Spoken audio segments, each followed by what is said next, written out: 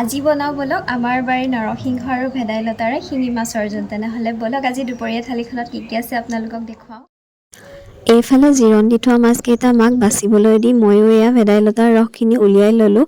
তাৰপিছতে আদা নহৰুখিনি বটি লৈ পেলাই ধুনীয়াকৈ ৰসখিনি অলপ সময়ৰ কাৰণে উতলাই লৈছোঁ, নহ'লে খাবলৈ অলপ কেঁচা কেঁচা লাগে সোৱাদটো। আপোনালোকেও এনেদৰে অলপ সময় উতলাই ল'ব। আৰু লগতে এয়া তেলত পেলাই দিলোঁ মাছকেইটা আৰু আদা নহৰু দি ধুনীয়াকৈ ভাজি অলপমান জালুক ছটিয়াই দি পানীখিনি উতল আহিবলৈ দিলোঁ আৰু